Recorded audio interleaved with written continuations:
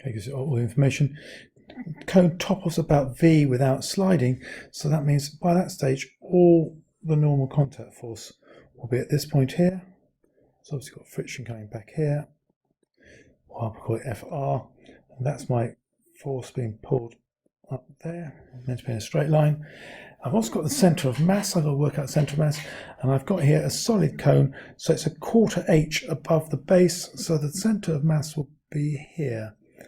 I'll call that, so the weight, when the weight, it's 550 newtons, so 550 newtons, and I need to put on the distances here, so it's a quarter of the way out, that's 0.4, so this will be 0.2, and this will be 0.6 meters, that's 0.2 meters.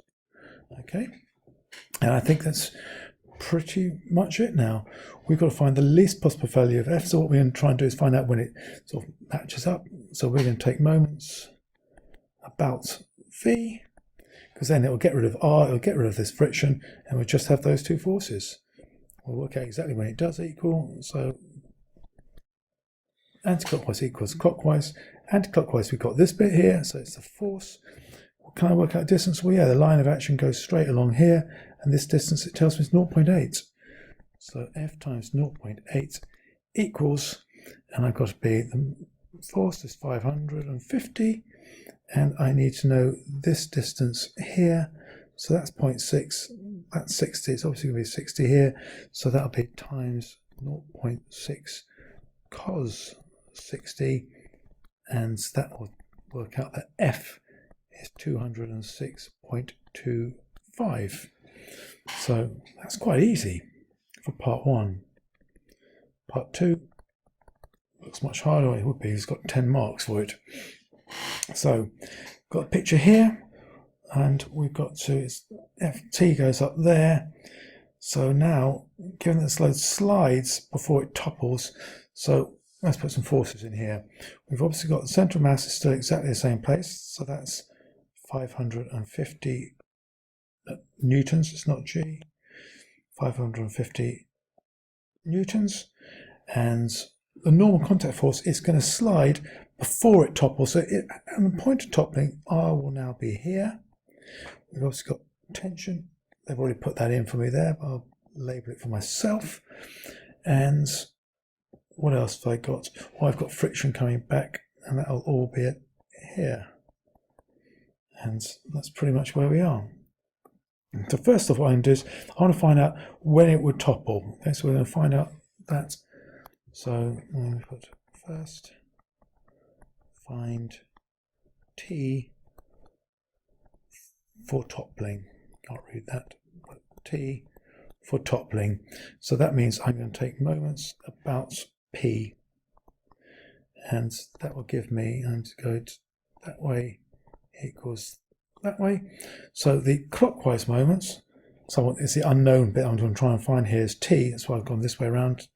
So T times by, I've got to work out the distance from all the way along there. So I've got to find that bit there and then double it. And that bit, I know the angle, I know the adjacent, this is opposite, so it's going to be TOA, T-A, and we want the opposite, so it's going to be tan times A, so that'll be 0.8 times by tan 60. But actually I need two of them because it's that length and that length.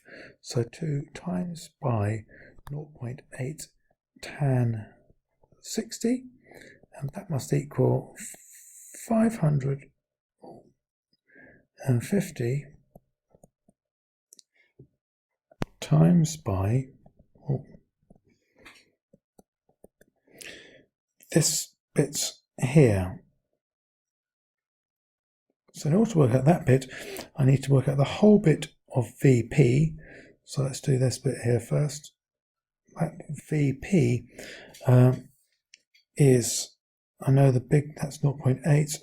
I know that's also 60 there. So I've got here, I want to find the hypotenuse, and I get given the adjacent.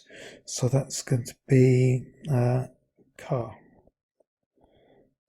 And we want the hypotenuse, so hypotenuse equals adjacent, which is 0.8 over cos 60.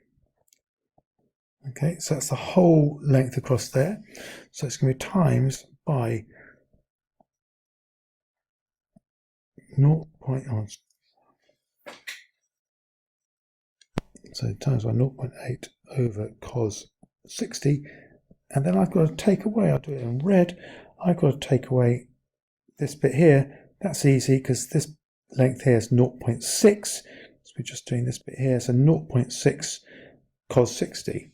So that'd be take away 0.6 cos 60, like so. And that means I could work out that that comes to t times this bit here is 2.77128. And that will equal, that comes to 715. And that tells me that t will equal 258.0034. Carries on. So that's good. So, works that first bit. And now, if it slides, then t, what have we got?